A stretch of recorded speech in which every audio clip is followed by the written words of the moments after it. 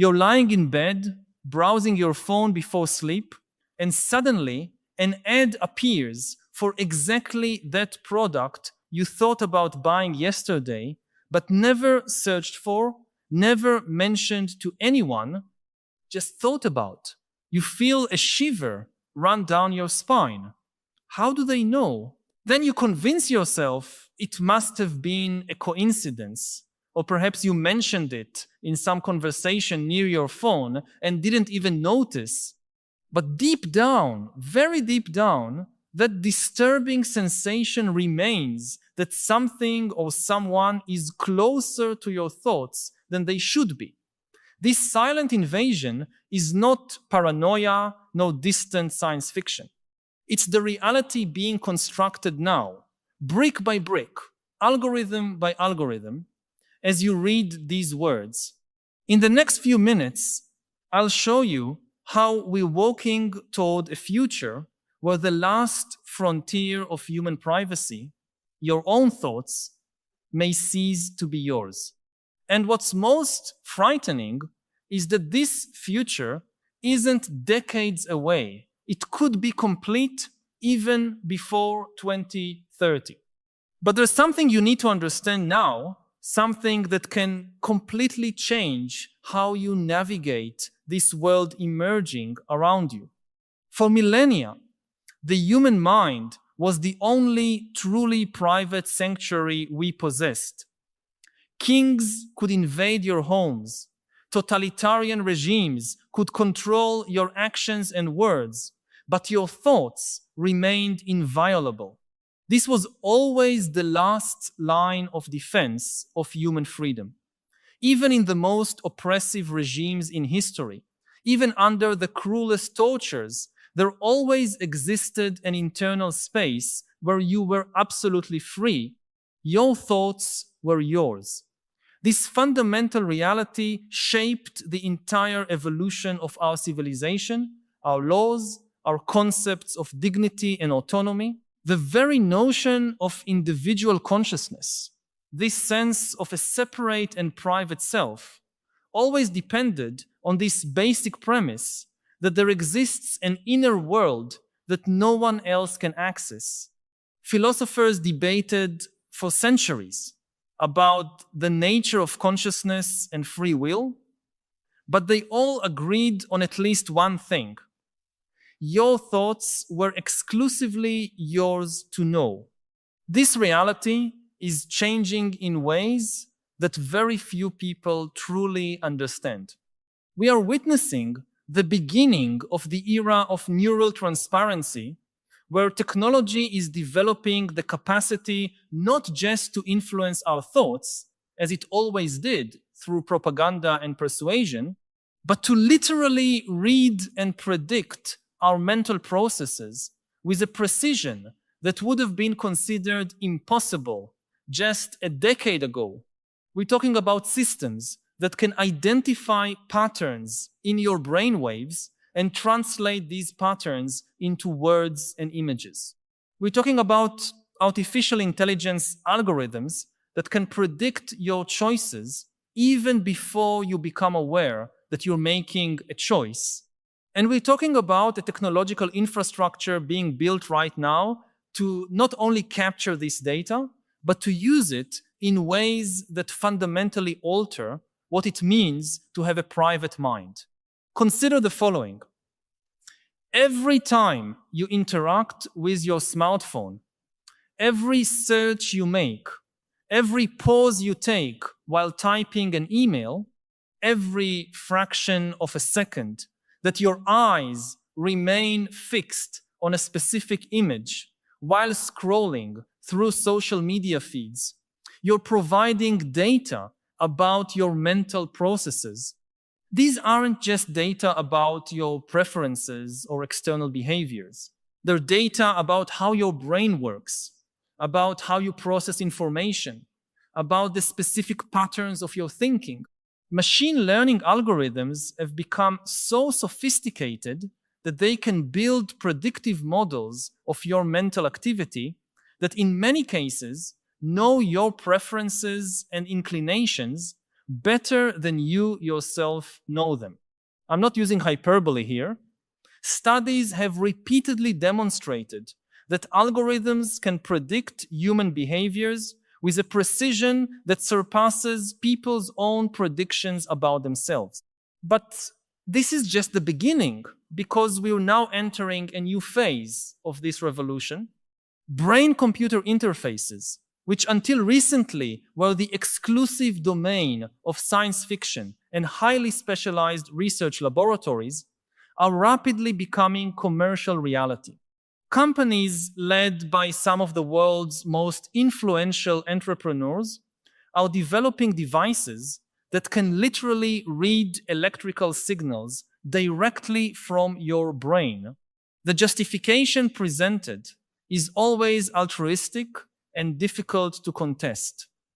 These technologies will help people with paralysis move robotic limbs with their thoughts. They will allow people with speech disabilities to communicate directly through their neural patterns. They will enable you to control your computer or smartphone just by thinking, dramatically increasing the efficiency of your interaction with technology. And all these benefits are real. They represent genuinely transformative advances that will alleviate immense human suffering. But there's a second layer to this story that is rarely discussed with the seriousness it deserves. Because once the technology exists to read your brain signals for benign purposes, the same technology can be used for much more. And we're not just talking about dystopian scenarios of authoritarian governments forcing citizens to wear brain-reading devices. We're talking about something much more subtle and, in a way, much more likely. We're talking about a future where you will voluntarily adopt these technologies because they make your life more convenient, more connected, more efficient. You will use these interfaces because they will allow you to operate in the digital world with a fluidity that will make the use of keyboards and touchscreens seem primitive. And in the process, you'll be transmitting your thoughts, not just your actions, to systems that exist beyond your control. Imagine that in 2028, you buy a new device that promises to revolutionize your productivity. It's an elegant band you wear around your head while working, and it reads your brain signals to understand when you're focused, when you're distracted, when you're creative, when you're tired. The device automatically adjusts your digital work environment to optimize your mental state. When it detects you're losing focus, it silences notifications and adjusts your screen lighting.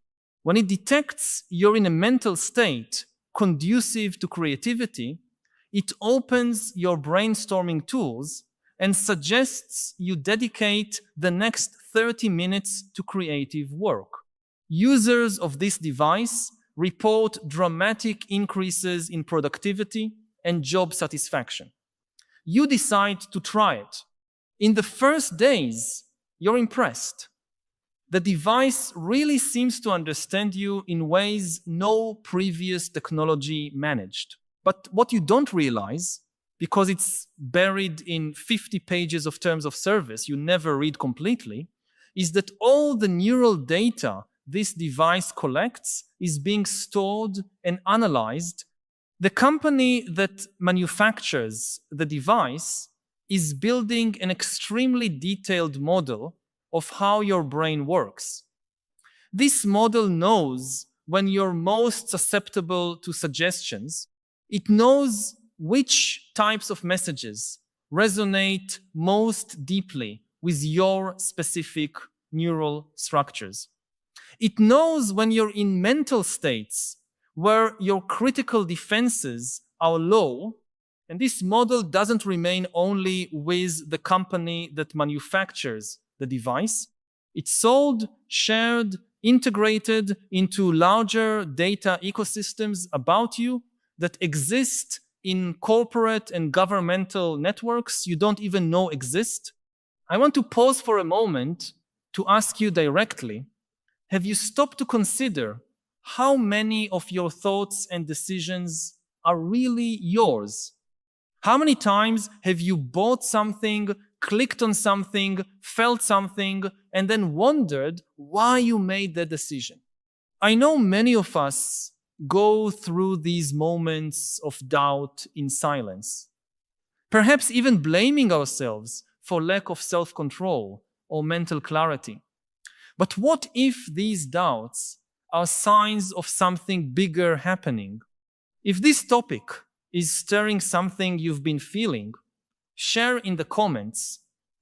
My biggest concern about the future of mental privacy is your reflection can help others put into words what they're feeling, and perhaps together we can begin to better understand the contours of this transformation we're all experiencing.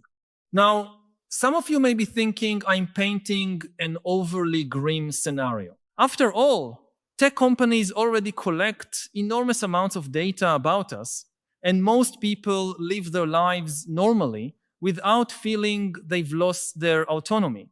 But there's a fundamental difference between what's happening now and what's to come. The data being collected about you today is mainly about your external actions, what you click, what you buy, where you go, with whom you communicate. These are indirect reflections of your mental states, but the technologies emerging now have the potential to capture your mental states directly without the mediation of external behaviors. And this difference isn't just quantitative, it's qualitatively transformative. Consider how current recommendation algorithms work. They observe that you watched 5 videos about a certain topic, then infer you're interested in this topic, and recommend similar videos. It's a trial and error process based on statistical patterns. But imagine a system that can directly detect when a certain type of content generates a specific emotional response in your neural patterns. This system doesn't need to guess what you like based on your past behavior. It knows in real time what's generating emotional engagement in your brain, and it can use this knowledge to calibrate with surgical precision the content it presents to you to maximize whatever metric it's optimizing, whether engagement time, purchase, probability, or ideological conformity. The history of technology teaches us that whenever a new capability becomes possible, it's eventually implemented regardless of initial ethical concerns. We've seen this with facial recognition, with mass surveillance, with algorithmic manipulation of news feeds. The trajectory is always the same. First, the technology is developed for limited and defensible use cases. Then, gradually, its use expands to contexts the original creators never imagined or intended.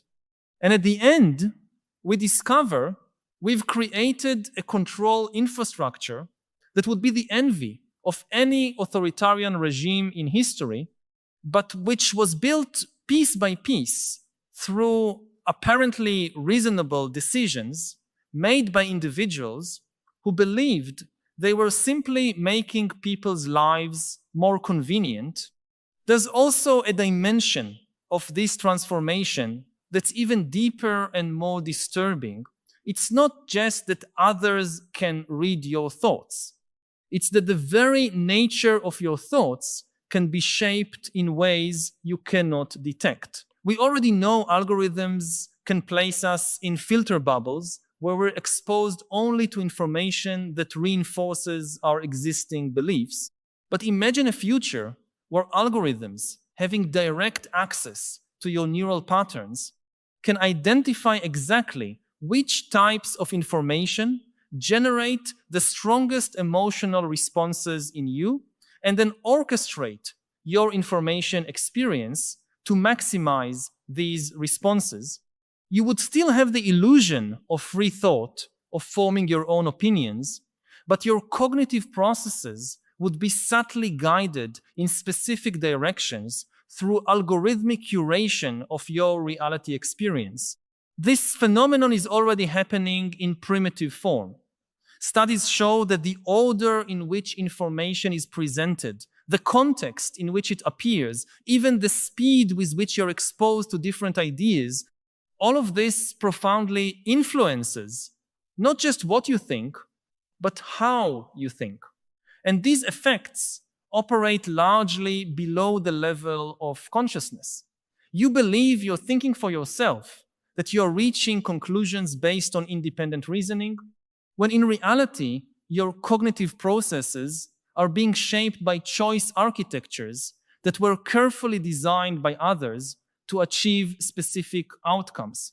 Now, multiply this effect by 1,000 when systems have direct access to your neural patterns and the ability to adjust their interventions in real time based on instantaneous neural feedback. The fundamental philosophical question that emerges here is what happens to the concept of free will in a world where your thoughts are transparent and manipulable? The Western philosophical tradition has always had endless debates about whether free will really exists or is an illusion. But these debates always assumed that, illusory or not, at least the subjective experience of choice was private. You could debate whether your choices were really free, but at least the mental processes through which you arrived at those choices were yours to experience. But what does choice mean when every stage of your decision process is being monitored and potentially influenced by external systems? Do you still have free will if an algorithm knows the choice you're going to make before you become aware you're making a choice? There are historical precedents that can help us understand the contours of this transformation. During the Cold War, both sides invested heavily in mind control techniques, brainwashing programs, experiments with psychoactive drugs, attempts to use hypnosis and conditioning to control human behavior. These programs were widely considered failures. They discovered that the human mind is remarkably resistant to direct manipulation. You can torture someone until they say what you want to hear, but it's extremely difficult to make someone genuinely believe something through direct external intervention. The architecture of human consciousness has built-in defenses against this type of gross invasion. But what we're facing now is fundamentally different from those brutal 20th century experiments. We're not talking about attempts to force thoughts from outside in. We're talking about systems that work with, not against, the natural processes of your mind.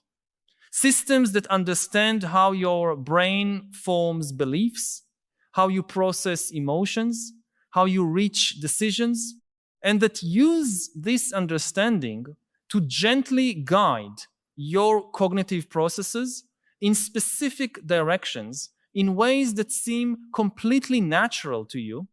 You don't feel you're being manipulated because the manipulation is operating at the level of the cognitive mechanisms through which you form your sense of reality. Consider also the legal and political implications of this transformation. Our entire legal systems are built on the assumption of private mental intent.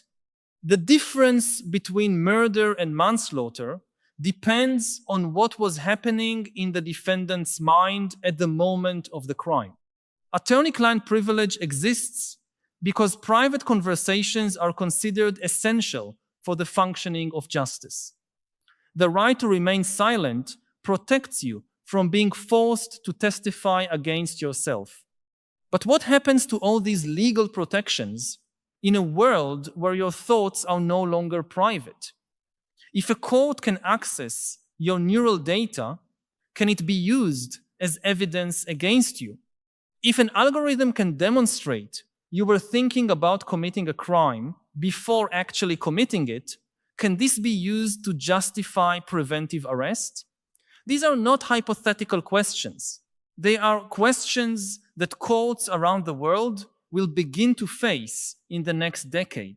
The geopolitical dimension of this transformation also cannot be ignored. Countries that develop advanced neural reading and influence capabilities will have immeasurable strategic advantages. Imagine a nation that can, through subtle technologies embedded in consumer products exported globally, monitor the mental states of populations in rival countries and potentially influence these states in ways that promote stability or instability according to their strategic interests. This is not fiction. It's a logical extension of capabilities that already exist in primitive form and are rapidly evolving. The arms race of the 21st century won't just be about kinetic or cyber weapons. It will be about cognitive weapons, about capabilities to influence and potentially control the mental processes of entire populations. But perhaps the most deeply disturbing aspect of this transformation isn't what it means for privacy or freedom, but what it means for the very nature of human experience. Throughout the entire history of our species, the subjective experience of having a mind, of thinking, of feeling, of wanting, was something fundamentally private and incommunicable. You can never really know what it's like to be another person. This fundamental separation between consciousnesses has always been the basic condition of human existence. It shaped our art, our philosophy, our religion, our interpersonal relationships. The essential solitude of each individual consciousness, the fact that each of us is fundamentally alone inside our own mind, this has always been part of what it means to be human. But what happens when this barrier begins to dissolve? When algorithms can not just infer your mental states, but literally read your thoughts with increasing precision, some people suggest this could lead to an era of unprecedented empathy, where we can finally really understand each other because we can directly access each other's mental experiences. But I suspect the reality will be much more complex and problematic, because genuine empathy requires not just access to another person's mental states, but a choice to care about these states. And in a world where thoughts are transparent, where there is no longer a private sanctuary to process emotions and form identity, the very possibility of developing a coherent sense of self may be at risk. Think about how you use your mental privacy now. You use it to process difficult emotions away from others' judgment. You use it to form tentative opinions you're not yet ready to defend publicly. You use it to fantasize, to explore dangerous or taboo ideas, to be less than perfectly virtuous in your thoughts, even when you strive to be virtuous in your actions. This is the essential function of mental privacy, not just protecting secrets, but providing a space where you can be imperfectly human without immediate consequences. It's in this private space that you develop self-awareness, that you learn about yourself, that you grow as a person. And if this space ceases to exist, if every thought is being monitored and potentially judged, what happens to the process of becoming a person? There's also a crucial temporal dimension here that cannot be ignored.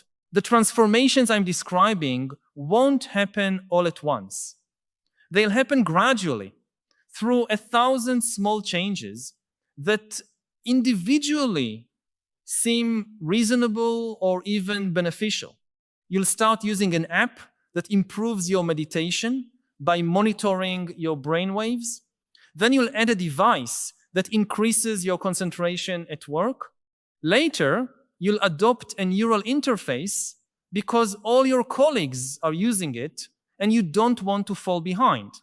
Each step will seem logical at the moment, and only looking back, perhaps 10 or 15 years from now, you'll realize you crossed a fundamental threshold, that you surrendered something essential about your humanity in exchange for conveniences that now seem trivial compared to what was lost.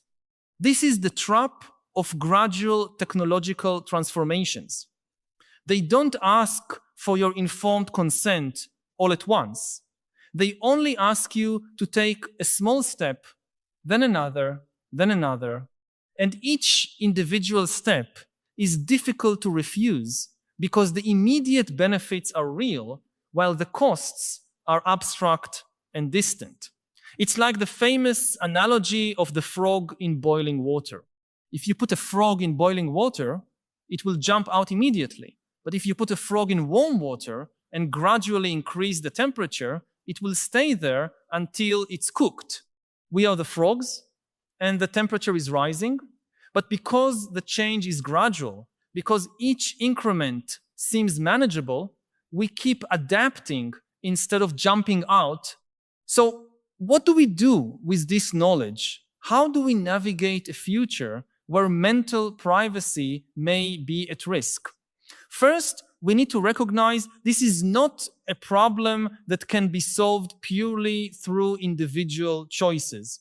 You can decide not to use neural interfaces, not to adopt certain technologies, but if these technologies become ubiquitous, you'll pay a significant social and economic price for this refusal. We need collective protections, regulations that establish clear limits on what can be done with neural data, laws that recognize mental privacy as a fundamental human right that cannot be alienated even with consent. But regulation alone won't be sufficient because technology always evolves faster than laws can keep up. We also need a cultural transformation in how we think about technology and progress. We need to overcome the simplistic narrative that technological innovation is always good, that resistance to new technologies is always ignorant Luddism. We need to develop more sophisticated discernment about which technological capabilities we should develop and which we should perhaps deliberately choose not to develop, even if we have the capacity to do so. This is a radical idea in a culture that venerates innovation without limits. But it's a conversation we need to have urgently. We also need to rethink education for the era of neural transparency. If our children will grow up in a world where their thoughts may not be completely private, they need tools to navigate this reality. They need robust metacognition, the ability to understand and regulate their own mental processes. They need critical literacy about how algorithmic systems work and how they can influence cognition. They need psychological resilience to maintain a sense of self in environments designed to shape their identities. These skills have always been important, but they're becoming absolutely essential for human autonomy in the 21st century. There's also a spiritual or existential dimension to this question that cannot be ignored even in an ostensibly secular analysis. Contemplative traditions, from Buddhism to Christian mysticism, have always recognized that our thoughts are not entirely ours, that we are constantly influenced by forces operating beyond our immediate awareness. Meditative practice in many traditions involves observing thoughts arise without completely identifying with them. Perhaps these ancient traditions have something to teach us about how to maintain mental balance in an era of neural transparency.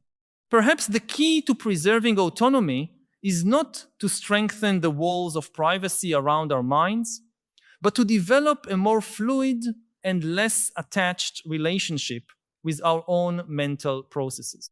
If these reflections touched something you've been feeling, but perhaps haven't been able to fully articulate, know that you're not alone in this unease. By subscribing to this channel, you'll connect with a community of people who share your concerns about the profound transformations we're experiencing and your desire to better understand where we're going as a species. Each week, we meet here to explore these fundamental questions about the future of consciousness, freedom, the human condition itself. This is not just a channel, but a space where we can think together about the deepest challenges of our era.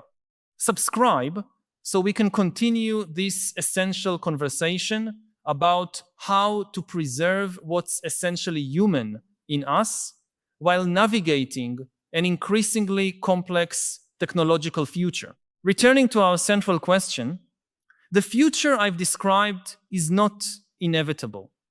Technological trajectories always involve choices, even when these choices aren't always conscious or deliberate. There are bifurcation points, moments where we can decide to go in one direction or another. And we're in one of those moments now. The next decisions we make as a society about how we develop and implement neural technologies will determine whether we evolve toward a future of total cognitive surveillance or whether we find ways to obtain the benefits of these technologies while preserving some sanctuary of mental privacy. But to make these choices wisely, we first need to look honestly at where we're going and have courageous conversations about what kind of future we want to create. The final irony in this entire story is that while I write and you read these words about the future of mental privacy, we're both probably doing so through devices that are already collecting data about our cognitive patterns. Every pause in my typing, every edit I make, is providing information about how my brain works. And every second your eyes spend on a particular section of this text, every moment where you stop to reflect, is being potentially captured and analyzed by systems designed to understand and predict human behavior. The transformation I've described is not something that will happen in the future. It's already happening. We're already living in the early stages of the era of neurotransparency. The question is not whether our thoughts will remain private, but how much of our mental privacy we're willing to trade and why. And this is a question each of us needs to answer, not just with our words, but with our daily choices about which technologies we adopt and which lines we refuse to cross. Because in the end, the future of our thoughts depends on the thoughts we choose to have about our future. And this choice, at least for now, is still ours to make. If you think about all the debate about abortion, without going into the debate itself, the people who think, rightly or wrongly, but they think that abortion is murder, they have a very strong incentive to build a surveillance system for American women. to stop murder. Like, you can build this surveillance system that can identify, yesterday you're pregnant, today you're not, what happened in between? So it's not just a problem, for Iran or for the Palestinians or the Chinese. This can come to the US as well. And to prevent them from crossing state lines, things like that. Yeah. Like, okay, you went from, Texas to California, you were pregnant, you came back, you're not pregnant. What happened in California? How can humanity flourish in the era of AI? The answer is simple. Together, humans can control AI. But if we fight one another, AI will control us.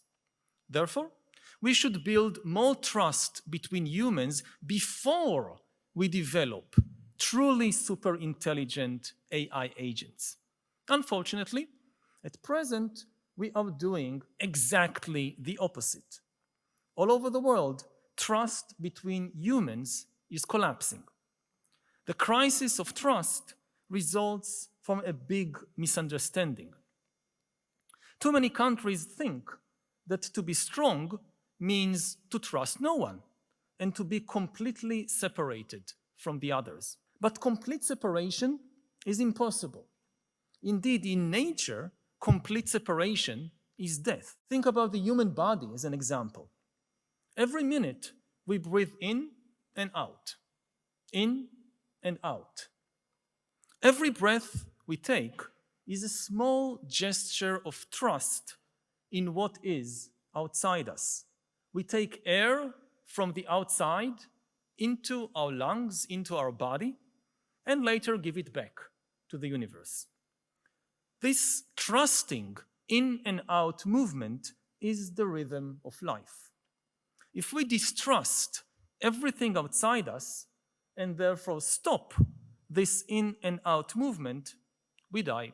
For the first time in history, it is technically possible to annihilate privacy. If you think about authoritarian regimes, throughout history they always wanted to monitor their citizens around the clock. But this was technically impossible. Even in the Soviet Union, you have 200 million Soviet citizens. You can't follow them all the time because the KGB didn't have 200 million agents. And even if the KGB somehow got 200 million agents, that's not enough. In the Soviet Union, it's still basically paper bureaucracy, the secret police. If a secret agent followed you around 24 hours a day, at the end of the day, they write a paper report about you and send it to KGB headquarters in Moscow. So imagine, every day, KGB headquarters is flooded with 200 million paper reports. Now, to be useful for anything, somebody needs to read and analyze them. They can't do it. They don't have the analysts. Therefore, even in the Soviet Union, some level of privacy was still the default for most people.